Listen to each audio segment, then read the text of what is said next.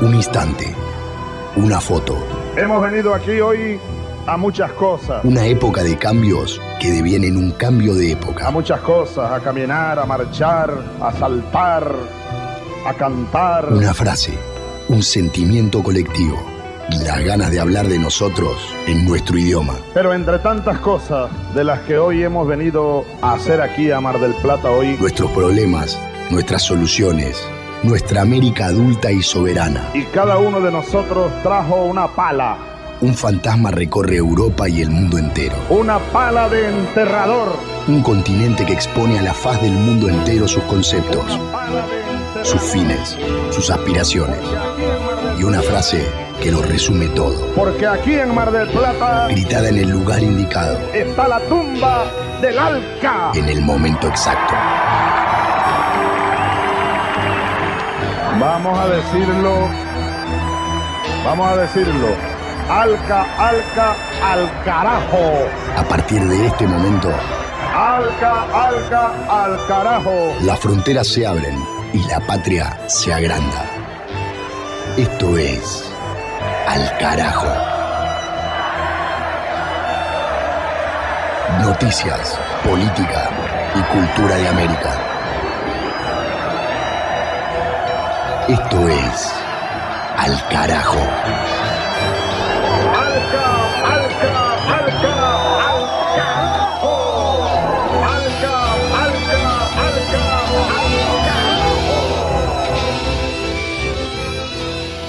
Bienvenidas, bienvenidos, capítulo número 36 de la temporada 15 de Al Carajo, mes de noviembre de 2024, Uruguay, Yamandu Orsi, 43.94%, 1.057.515 votos.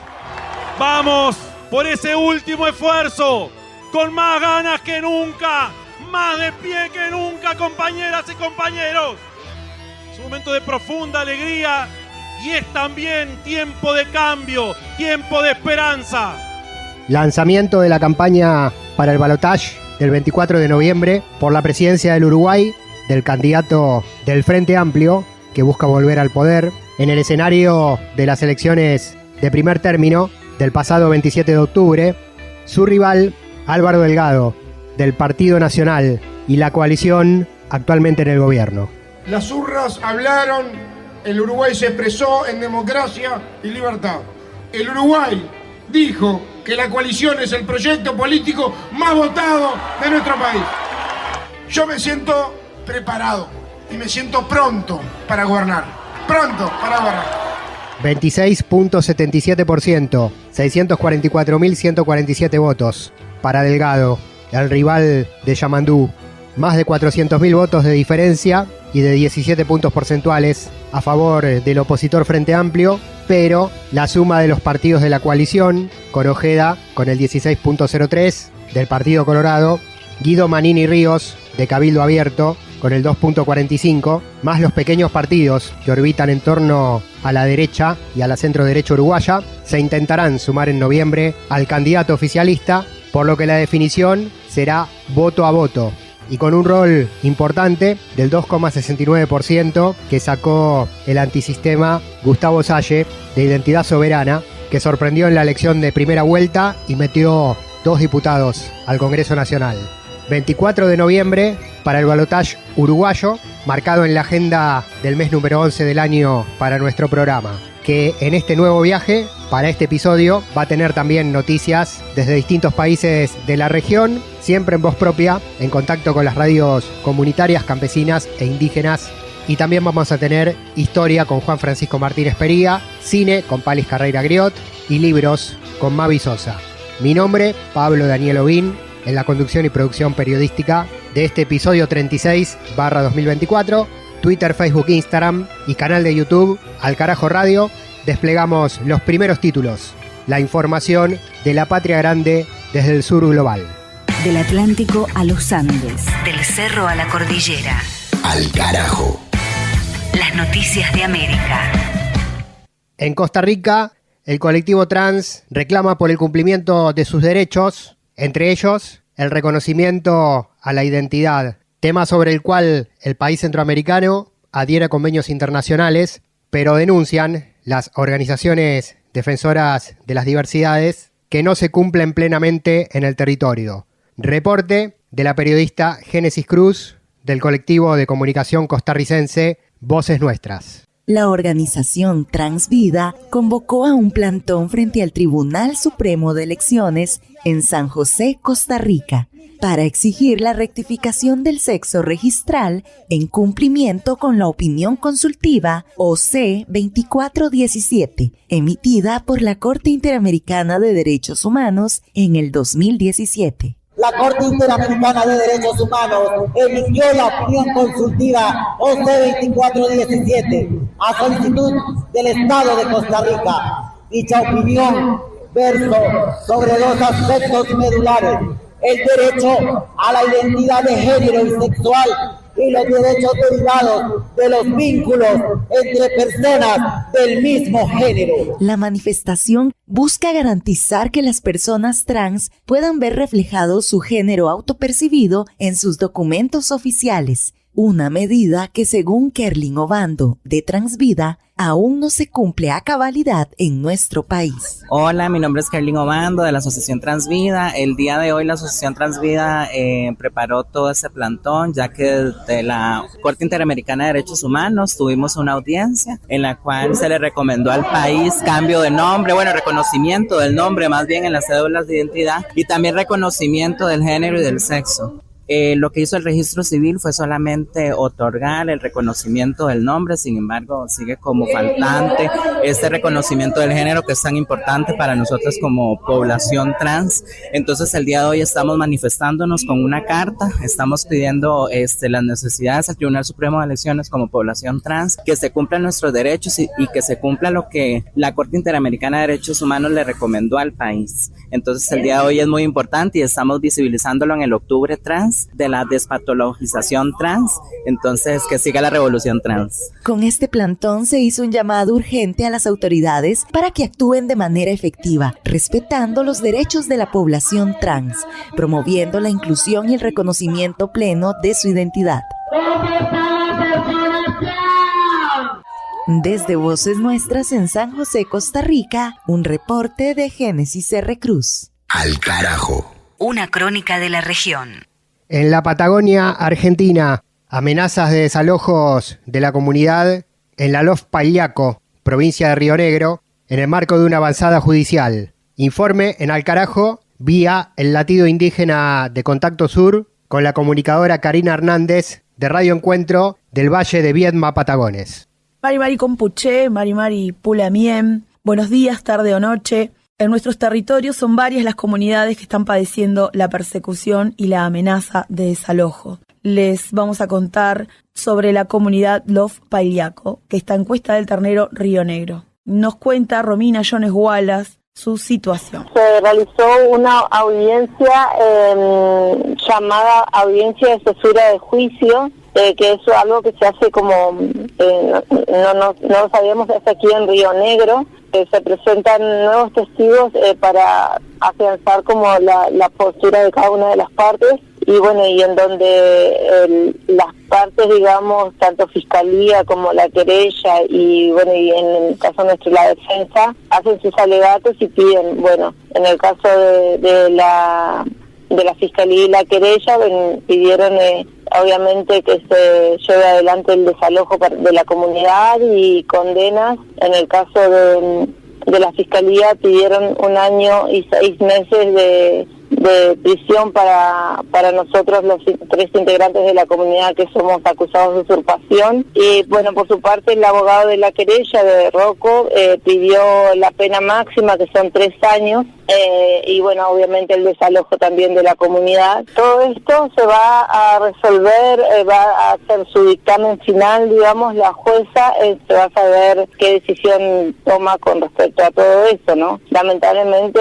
no tenemos como expectativas positivas porque sabemos que estamos ante una justicia totalmente racista y que de justicia en sí no tiene nada. Desde Radio Encuentro, comarca Viedma Patagones, reportó Karina Hernández. Al carajo. Una mirada al sur desde el sur.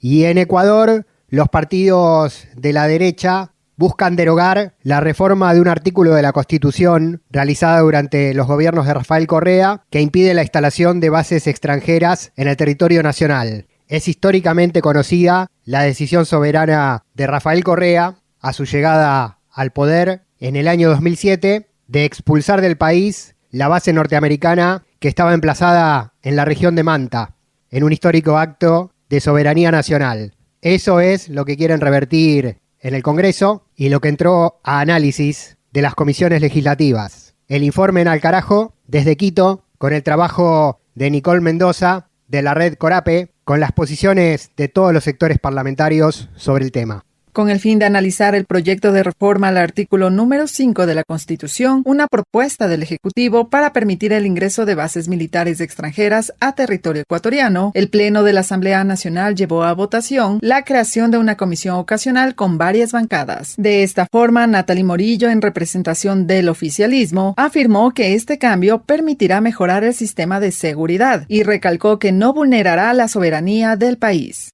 ¿Y esto qué significa? Significa una cooperación internacional con aspectos como justicia, como defensa, como inteligencia, como investigación criminal.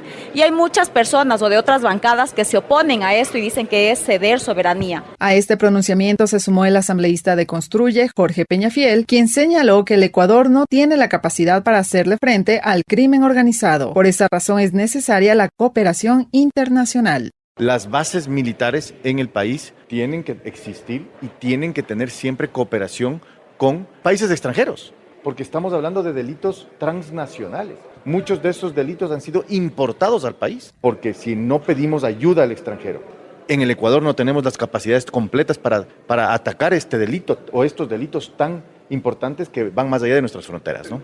Bajo una opinión opuesta a la de Construye y ADN, la asambleísta Gisela Garzón de Revolución Ciudadana enfatizó que la soberanía del país podría verse comprometida, al igual que muchos otros aspectos. Porque en Manta, por ejemplo, cuando existió la base de Manta en su momento, más bien tuvimos cifras alarmantes de violencia de género, de violencia intrafamiliar, de abusos a menores. Es decir, es únicamente una cuestión de ceder soberanía, de ceder la posibilidad de tomar las riendas y sobre todo de hacerle menos a las fuerzas policiales y militares. Desde Pachacutic, la asambleísta Mariana Yumbay indicó que la comisión ocasional analizará los pros y contras de esta reforma, tomando en cuenta a expertos en la materia y demás sectores vinculados. No ha contribuido para, como se señala, acabar con el narcotráfico y la delincuencia organizada. Al contrario, hay otros fines. No hay que perdernos de vista que hay intereses geopolíticos, geoeconómicos también. Con 108 votos afirmativos, el Pleno aprobó la moción presentada por el asambleísta Otto Vera, en donde se designó a 7 legisladores de Pachacutic, Independiente, Construye, Partido Social Cristiano, Revolución Ciudadana y ADN, para que en un plazo de 180 días den tratamiento a este proyecto de reforma constitucional. Reportó Nicole Mendoza desde la Coordinadora de Medios Comunitarios Populares y Educativos del Ecuador, Corape. De norte a sur, de este a oeste. Al carajo. Un viaje por el continente. Cuando yo vi que 100 años de soledad venía y que no la paraba nadie, era una época que no era fácil, porque no teníamos dinero. Pero en cambio era una época muy buena porque estaba escribiendo como un tren, que es lo mejor que le puede suceder a un escritor.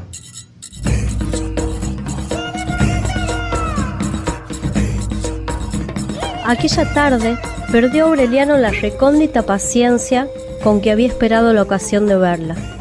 Descuidó el trabajo, la llamó muchas veces, en desesperados esfuerzos de concentración, pero Remedios no respondió. La buscó en el taller de sus hermanas, en los visillos de su casa, en la oficina de su padre, pero solamente la encontró en la imagen que saturaba su propia y terrible soledad. Pasaba horas enteras con Rebeca en la sala de visita escuchando los valses de la pianola.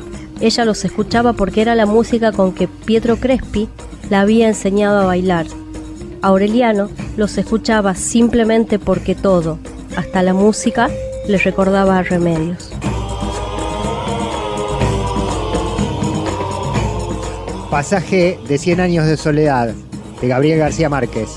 Versión Al carajo, con música de System of a Down y la lectura de Mavi Sosa. del barrio de Villa Muñecas, Tucumán, Argentina, América Latina. Las luchas políticas, las luchas sociales de la región tienen su lugar. Al carajo.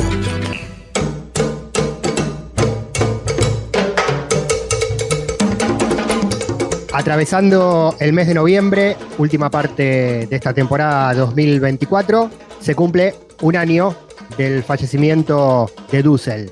La filosofía de la liberación llega al aire del programa con Juan Francisco Martínez Pería.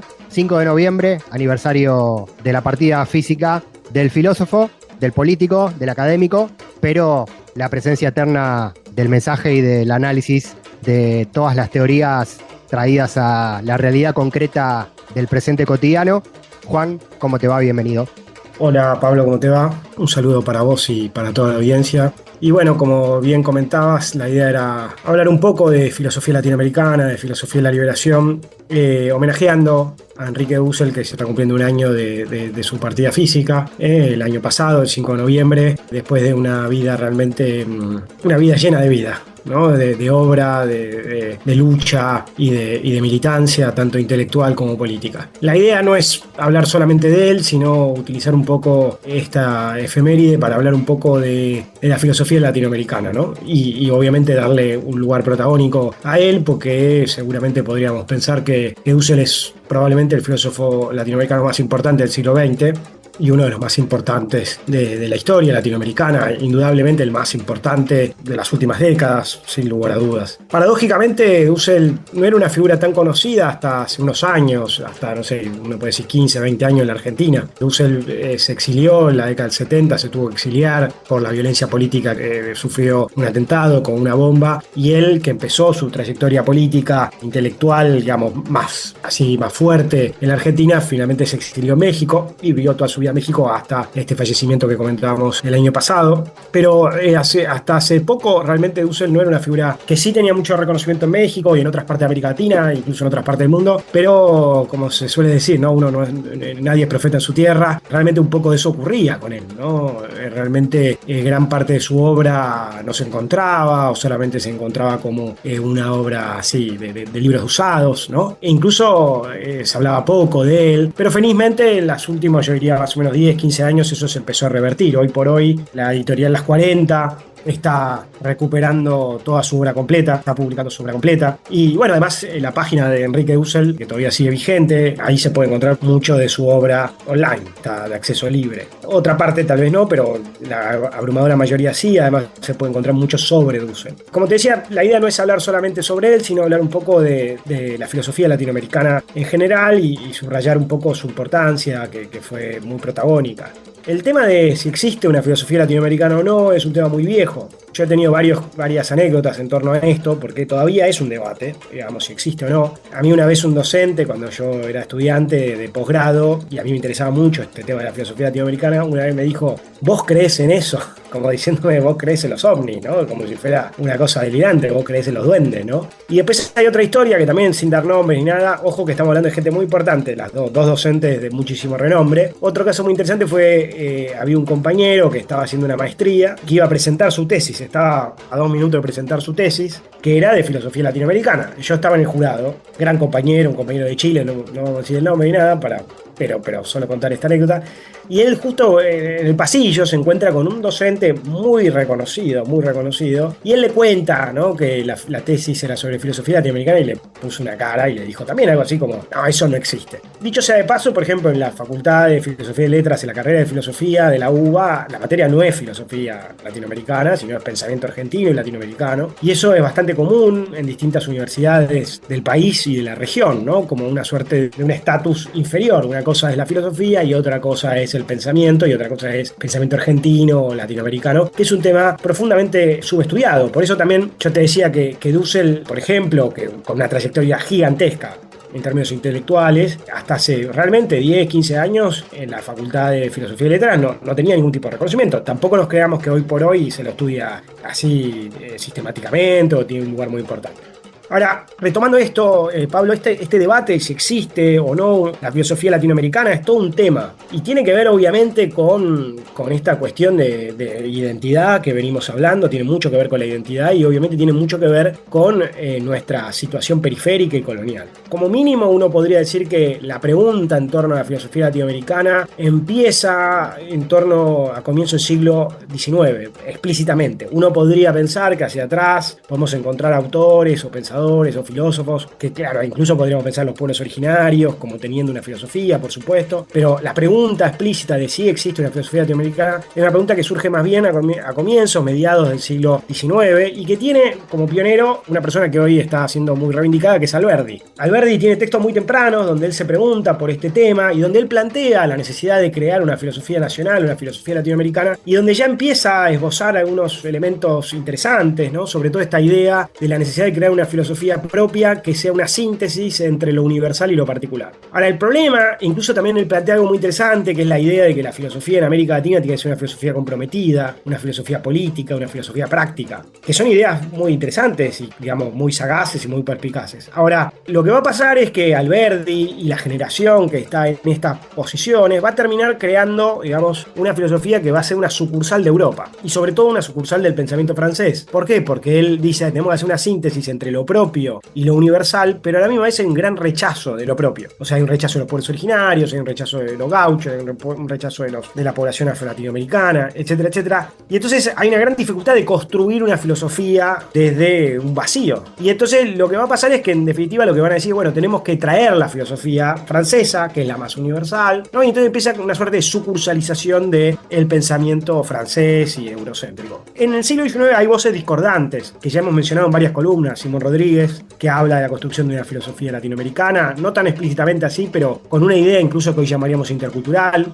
Francisco Bilbao, que habla más claramente de la idea de una filosofía latinoamericana. Y obviamente José Martí, que son todos autores que ponen, digamos, de alguna manera en tela de juicio el carácter universal del pensamiento noratlántico, ¿no? Y que van postulando esta idea de construir un pensamiento propio. En el siglo XX esto tiene varios momentos. Uno de los lugares centrales donde hubo una trayectoria preocupada por la filosofía latinoamericana fue en México. En México ocurre algo bastante interesante, Pablo, que es que a través de la influencia de pensadores españoles, en México se empieza a pensar, digamos, en una clave más latinoamericanista. Hay autores ya en México como José Vasconcelos, ¿no? Como Antonio Caso, Samuel Ramos, que son pioneros de una filosofía latinoamericana. Alejandro Korn, por ejemplo, en Argentina. Carlos Astrada, también muy importante, de las primeras décadas del siglo XX.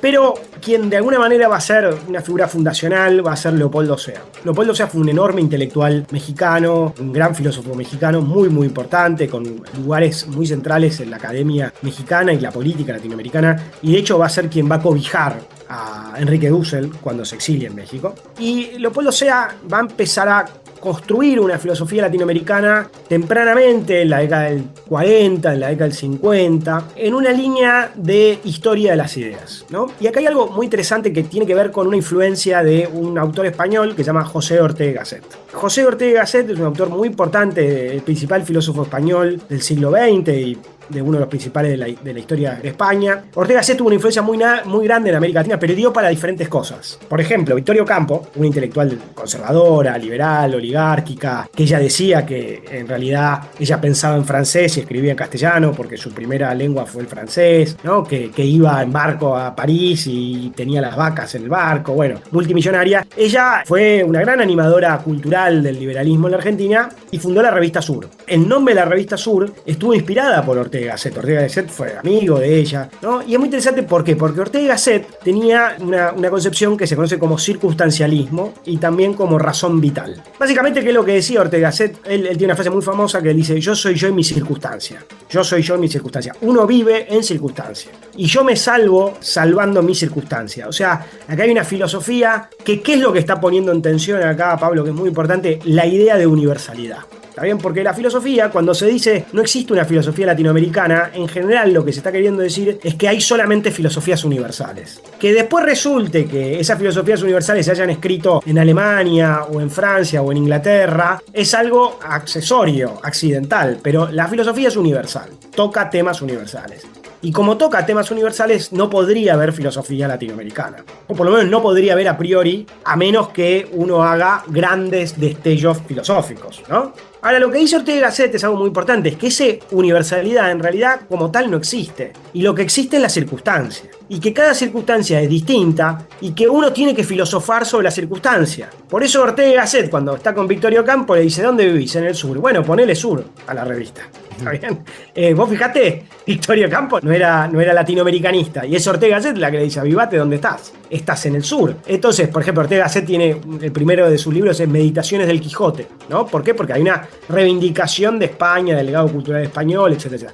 Bueno, Leopoldo Sea, a través de un discípulo de Ortega y Gasset, que se exilió después de la Guerra Civil Española, que se llama José Gaos, empieza a usar estas herramientas, él y otra gente, para construir una filosofía latinoamericana. Y esa filosofía latinoamericana era una filosofía que tenía que pensar la circunstancia. Y tenía que pensar la circunstancia y tenía que hacer algo en principio, que es ver cómo fue pensada la circunstancia. Entonces Leopoldo Sea empieza a construir toda una historia del pensamiento latinoamericano, mostrando cómo fue dándose una conciencia de América Latina.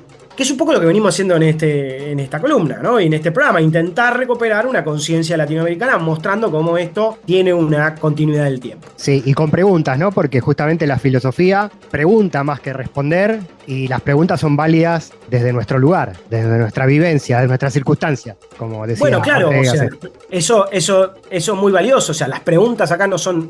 esta idea de que hay preguntas solamente universales es dudoso. No existe el universal abstracto, no existe. Lo que existe es el universal situado. También, como va a decir otro filósofo argentino que se llama Mario Casalla. Bueno, Leopoldo Sea va a ir construyendo toda una trayectoria. Enrique Dussel, por ejemplo, cuando él nace en la Argentina, en la década del 30, él nace en 1934, él se va a ir a estudiar a España, después va a vivir en Palestina, después vuelve a Francia, hace 2 doctorados, uno en filosofía, otro en historia, y él dice que él descubre América Latina estando en Europa y en gran medida con el impacto de la obra de Leopoldo Sea. Y él vuelve a finales de la década del 60 y en la década del 60 empieza de vuelta con más fuerza, este es el momento clave, con mucha fuerza, de discusión de si existe una filosofía latinoamericana o no. Y ahí hay dos figuras que se contraponen. Uno que es Leopoldo Sea y el otro es un intelectual peruano que fue ministro de Educación en la época de Juan Francisco Velasco Alvarado, que fue el líder de la Revolución Peruana a partir de 1968. Y Augusto Salazar Bonti escribe un libro chiquitito que se llama ¿Existe una filosofía de nuestra América?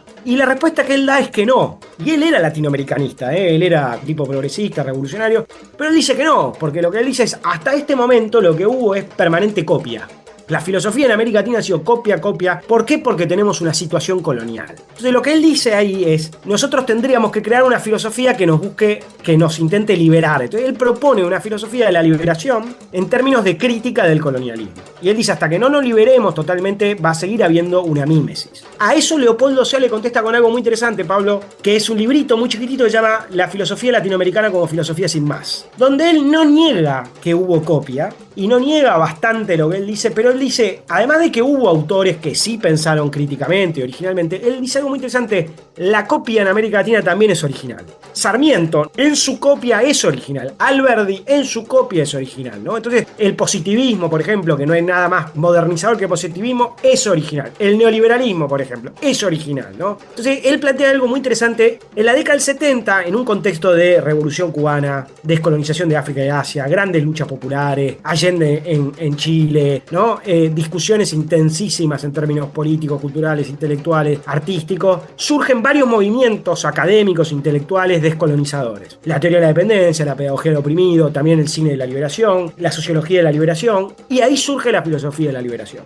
Y hay un momento clave que es el segundo Congreso de Filosofía en Altagracia, en Córdoba, en 1971, donde hay como un núcleo argentino que se junta, que está Enrique Dussel, Mario Casalla, Dina Picotti, Juan Carlos Escanone, también va a participar de todo este espacio Rodolfo Kusch, bueno, Arturo Andrés Roy, otro gran filósofo argentino, y eso va a ir dando nacimiento a un movimiento que se va a conocer como filosofía de la liberación. El movimiento de la filosofía de la liberación es muy complejo, tiene vertientes internas, etcétera, etcétera, pero básicamente es un proyecto filosófico comprometido con el pueblo latinoamericano, con la emancipación latinoamericana, y que busca justamente crear una filosofía propia, autónoma, que recupere el pasado, digamos, la historia de las ideas, pero que también ilumine, digamos, una filosofía hacia adelante. De hecho, muchos de estos filósofos de la liberación y filósofas usaban una metáfora, ¿no? Que es, Hegel decía que la filosofía era como el búho de Minerva que echaba vuelo al anochecer.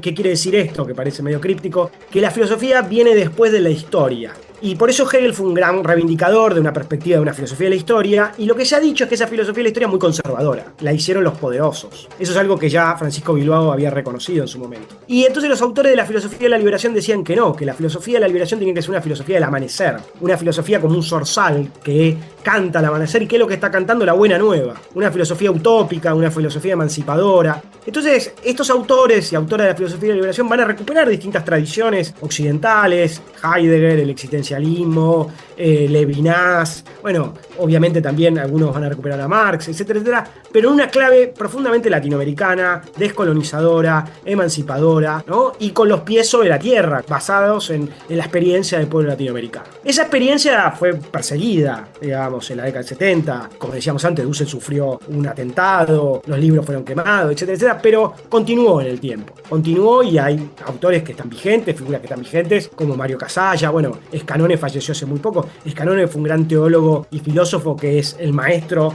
del Papa Francisco. Y Enrique Dussel fue, de alguna manera, el principal exponente de la filosofía de la liberación, construyendo con el tiempo una obra monumental, sobre todo muy centrada en una perspectiva ética, una reivindicación de una ética que tiene por centro al pueblo y sobre todo el valor de la vida. Y una ética que va a criticar al sistema capitalista, al sistema imperialista, al racismo, al patriarcado, y que realmente tiene, es una obra, como decía, monumental, que tiene una enorme vigencia y una enorme creatividad, digamos, intelectual, filosófica y política. Y ya para cerrar, Dussel además tuvo un rol muy importante en Morena, en México, con un gran compromiso político, y falleció con las botas puestas, ¿no? Luchando hasta el último minuto. Bueno, y recordando a Dussel a un año de su muerte, desde México, desde Argentina, desde América Latina, Juan, seguiremos haciéndonos preguntas desde la circunstancia de nuestra realidad, ¿no? Con esa particularidad latinoamericana. Muchas gracias como siempre, Juan, desde las aulas al aire de Alcarajo en todo el continente, docente de la Universidad Nacional de las Mares de Plaza de Mayo de Argentina y de la educación pública latinoamericana, siempre muy enriquecedor. Muchas gracias a vos, Pablo, un saludo para vos y para toda la audiencia, nos vemos la semana que viene. La seguimos en la próxima con Juan y seguimos ahora en Alcarajo con más noticias, más política y más cultura de nuestro continente.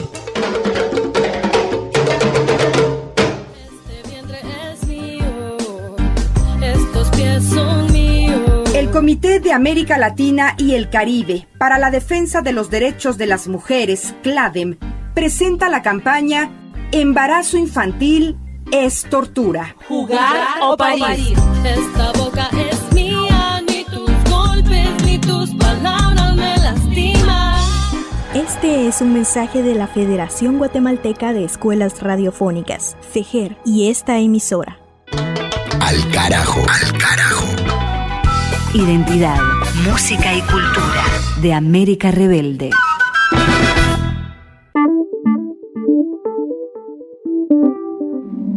Cine, ahora, en Alcarajo, producciones de América Latina y el Caribe, en esta oportunidad con un destino poco frecuente en el mapa del mundo audiovisual, siempre interesante, desde las periferias, las historias, ficción, documental o realidad.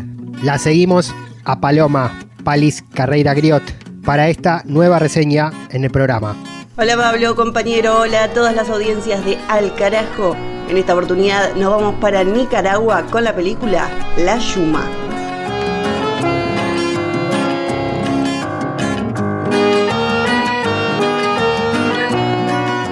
Este drama de ficción dirigido por la directora francesa Florence Haughey se estrenó en el 2010.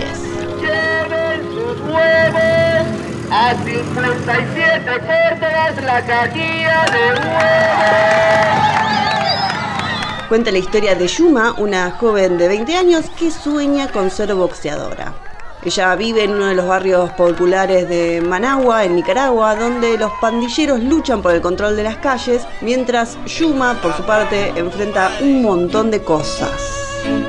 Niños creciendo con pistolas desde pequeños, viviendo en un ambiente de bronca brasileños. acostumbrado a ver la sangre en las cunetas, patrullas por el día y en las noches metralletas, vehículos entrando por mis ojos. Entre sus ganas de ser boxeadora también está sus problemas en su casa, que vive un desamor que generaron todas las necesidades económicas que pasa su familia. Mira, loco, un día de esto me voy de este barrio y huele a 100.000 putas. Toda esa mierda te la está metiendo en la cabeza ese tal Jairo, que le agarras vara. ¿Cuándo has visto una mujer boxeadora?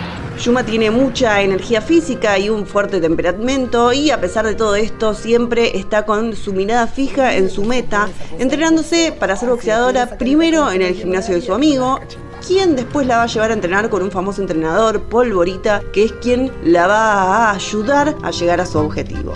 Oh, vos sos Ernesto. ¿Y para qué soy bueno? Es que yo soy Yuma. Es que nunca he conocido una chavala como vos. ¿Tan qué?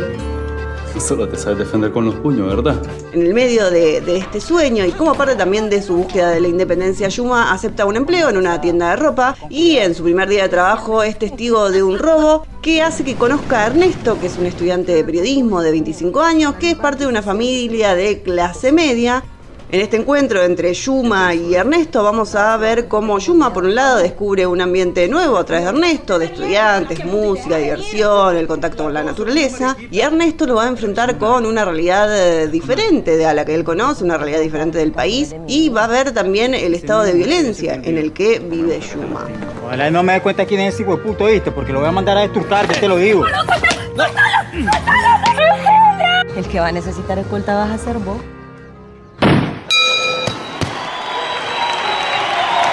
Entre medio de cumplir su sueño de ser boxeadora, de sus problemas familiares y de esta disputa amorosa que tiene, se transita La Yuma, este drama de ficción de Nicaragua, dirigido por una directora francesa, Florence Jauregui, estrenado en el 2010. La pueden encontrar en las plataformas.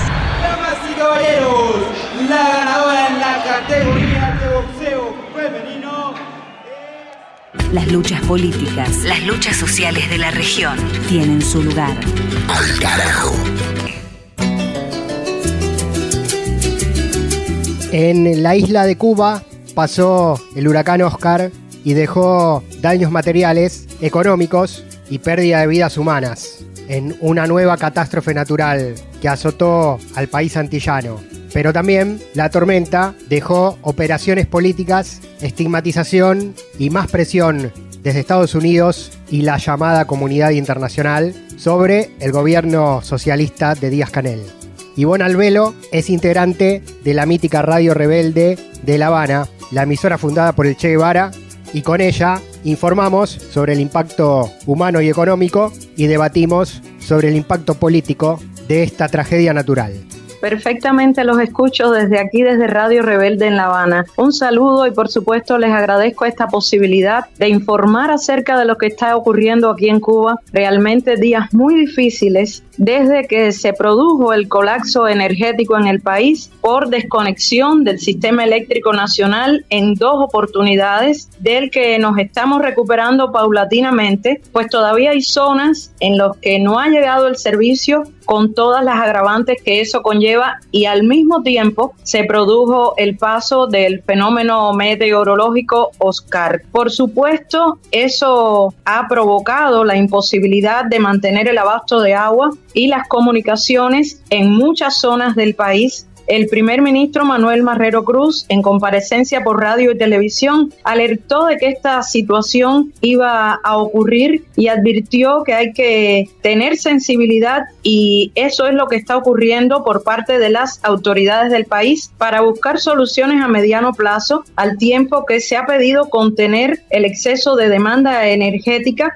y de estimular el ahorro. Ahora hay 3 prioridades en el país que están en incrementar el uso de las fuentes renovables, maximizar la producción del crudo nacional y trabajar en la recuperación de las termoeléctricas. Y me detengo en este punto porque para nadie es un secreto que nuestras instalaciones son muy viejas, con sistemas que ya muestran signos de caducidad. Pero hay que recordar que Cuba es un país bloqueado, aunque esta mañana la vocera de Estados Unidos declarara que ellos nada tienen que ver con los apagones porque el gobierno de la isla no ha pedido asistencia humanitaria. Imaginen a estas alturas semejante frase. La realidad es que ellos niegan su responsabilidad de mantener medidas restrictivas que impiden la llegada de combustible a la isla y el acceso a la compra de piezas de repuesto para mantener activas las centrales eléctricas. Por ejemplo, esta mañana, en un programa de debate que hacemos aquí en Radio Rebelde, uno de los panelistas recordaba que desde el año 2019 existe una lista unilateral y una vigilancia estricta sobre barcos, navieras y empresas exportadoras que aseguran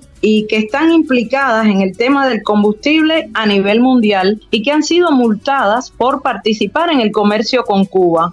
Estados Unidos, además de esto, adquirió un grupo de empresas de otros países que invirtieron en el sector energético y, por tanto, de esta manera se aumentan los problemas para la importación de piezas a nuestro país, justo por estar en vigor acápites que indican que hasta un 10% de los componentes de esas piezas no pueden ser de empresas o fabricantes norteamericanos. Bueno, pues entre abril y diciembre del año 2019, fueron penalizadas 53 embarcaciones y 27 compañías internacionales, solo por comerciar con Cuba. Y yo los invito a todos a buscar datos más actualizados para que se percaten de la magnitud de esta situación, que bueno, llegó a un punto extremo en estos días aquí en nuestro país. Y justamente el congresista Jim McGovern denunció que esta política de Estados Unidos se propuso una meta contra Cuba en los últimos años para privar al país de las eventuales fuentes de ingreso para poder adquirir combustible. Y eso ocurrió con el turismo, con la exportación de recursos médicos y otros renglones. Pero el objetivo, por supuesto, es aumentar las carencias de alimentos, las carencias de medicinas y empeorar la calidad de vida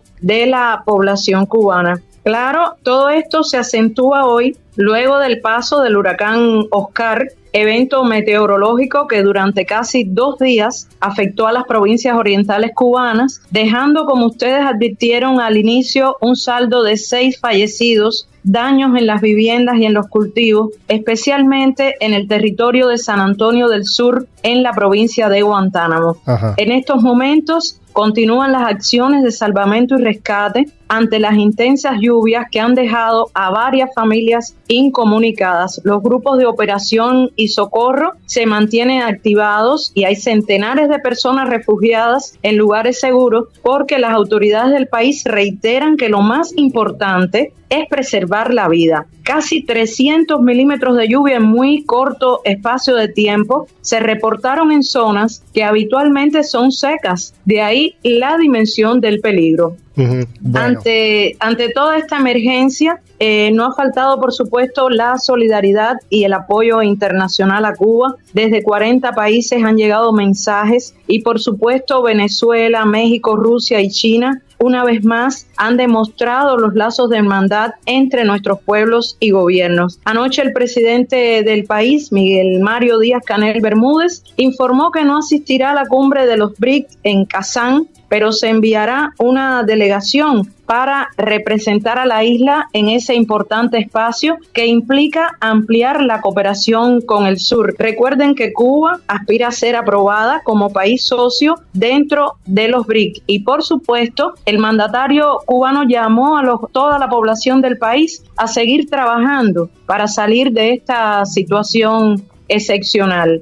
Anoche más del 36% del servicio eléctrico se había restablecido y se mantenía estable, pero se siguen adoptando medidas para disminuir gradualmente los déficits de generación al tiempo que se da asistencia a las personas afectadas por el evento meteorológico. Con todo esto que nos contás desde Radio Rebelde de Cuba, cobra sentido cuando Cuba denuncia que el bloqueo es genocida, ¿no? Muchas veces eso no llega a ser comprendido por las poblaciones de los países que miran la prensa internacional y tienen otros parámetros, ¿no? Por ejemplo, en estos días días en redes sociales se viene bombardeando a través de campañas de fake news y de trolls sobre el fracaso del socialismo en Cuba porque se cortó la luz durante un huracán. Se viene haciendo hincapié en eso y criticando a la revolución cubana por esa situación. Bueno, días atrás pasó lo mismo en Florida, en Estados Unidos, y nadie dijo que fracasó el capitalismo porque se inundó Florida o porque se cortó la luz en Tampa. Pero bueno, sobre Cuba está esa campaña, ¿no? Y acá cobra sentido que el bloqueo es genocida, porque el bloqueo no le deja al país poder acceder a importación de electricidad, hasta de medicamentos, de insumos básicos para la vida, ¿no? Efectivamente, hace unos días nada más, a finales del mes pasado, el ministro de Relaciones Exteriores de Cuba hacía la presentación de un informe que en los próximos días se va a dar a conocer en Naciones Unidas, donde en más de 30 oportunidades los países del mundo han afirmado que es necesario eliminar el bloqueo a Cuba. Algunos dicen embargo, pero realmente es un bloqueo porque no se permite la entrada al país ni de alimentos, ni de medicamentos, ni de piezas de repuesto para, en este caso, por ejemplo, no afectar a las termoeléctricas y mantener el servicio de electricidad en todo el país. La disposición de los cubanos de seguir adelante y de mantener nuestro proceso social por sobre todas las cosas. Pero es extremadamente difícil cuando usted, desde que se levanta en las mañanas, se encuentran con obstáculos que no son generados especialmente por el sistema que escogimos los cubanos tener,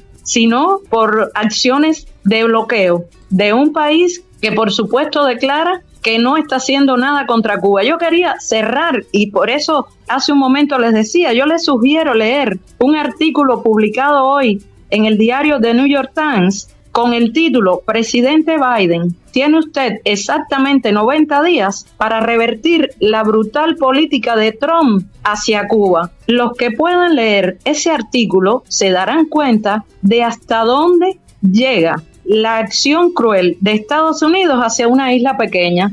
¿Y en qué estriba todo esto? En el ejemplo que ha dado Cuba para el mundo, en la resistencia que ha tenido Cuba durante estos 66 años de revolución. Yo creo que eso es importante, que lo tengan en cuenta esos que se hacen eco de las fake news y que también son capaces de creer algunas opiniones de personas que están constantemente tratando de hundir un sistema que es aprobado por muchos dentro del país. Es importante que eso se tenga en cuenta en mi opinión y les sugiero una vez que lean ese artículo del diario The New York Times y también que busquen las declaraciones que hizo el congresista norteamericano del que les hablé hace un momento, Jim McGovern, donde denuncia y argumenta lo que implica la política de Estados Unidos hacia Cuba y su meta. Dicho desde Cuba, desde la mítica Radio Rebelde de La Habana, Ivonne Albelo, periodista de la emisora cubana. Bueno, Ivonne, esperamos que todo mejore a la brevedad en estos próximos días y que haya solidaridad internacional, ¿no? Esto que decís es muy importante tenerlo en cuenta, ¿no? Cuba está como si estuviera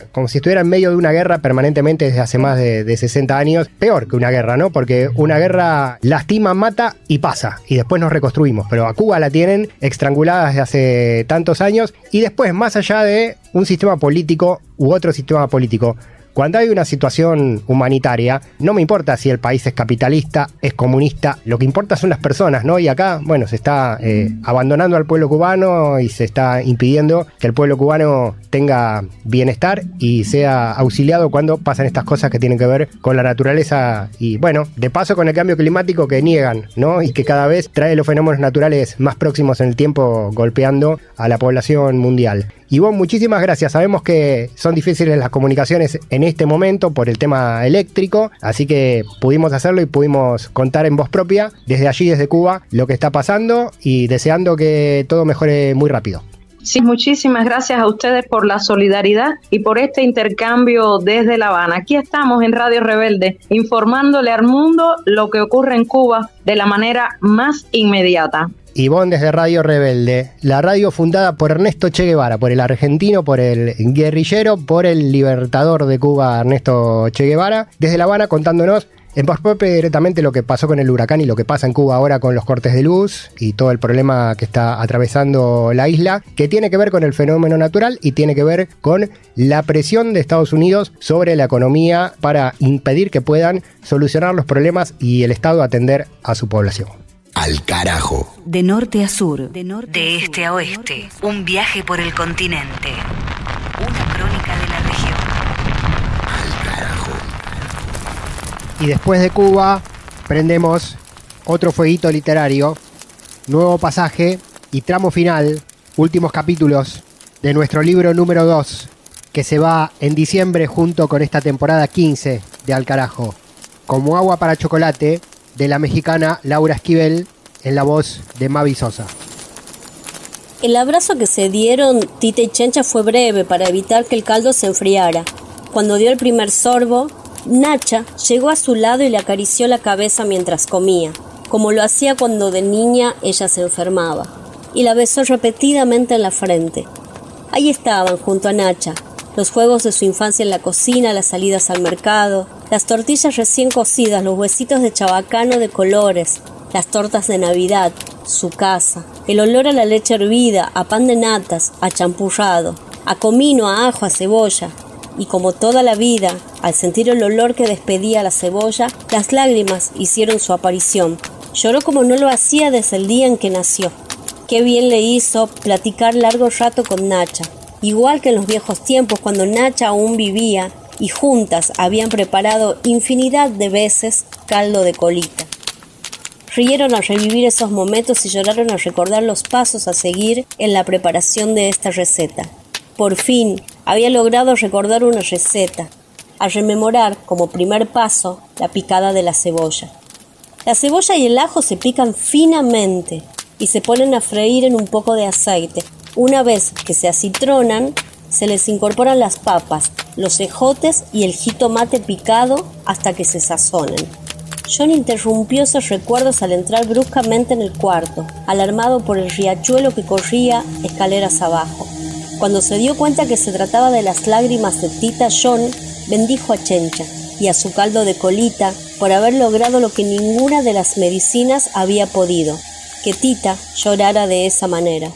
Apenado por la intromisión, se dispuso a retirarse.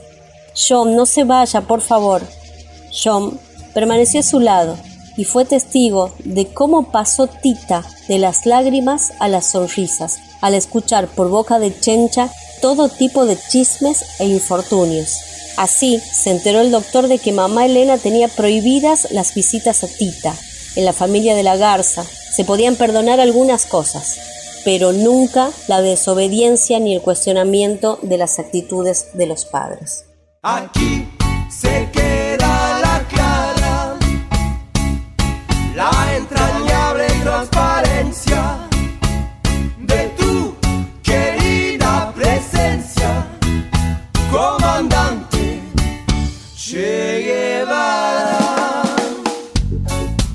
Y además de Como agua para chocolate, también Mavi leyó 100 años de soledad, adaptación para el carajo de las novelas latinoamericanas elegidas que se van resolviendo con el paso de las hojas del calendario 2024, temporada número 15, mes de noviembre y recta final de nuestro viaje informativo, político y cultural en una temporada más que se extiende hasta la última página del año, por supuesto.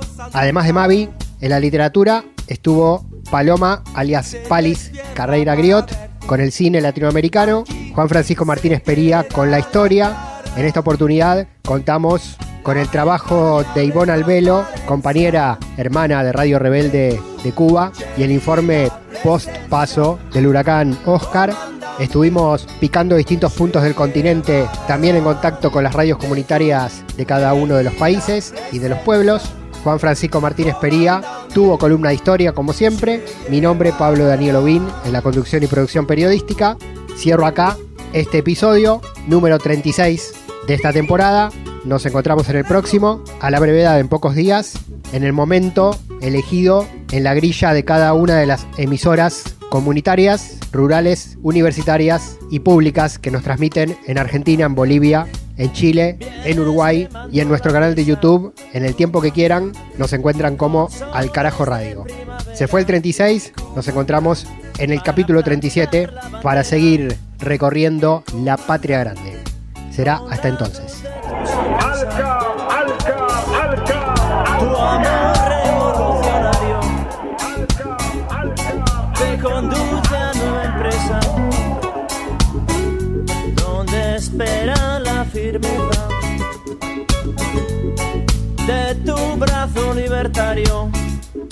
Aquí se queda la cara, la entrañable transparencia de tu querida presencia, comandante Che Guevara, de tu querida presencia, comandante Che Guevara.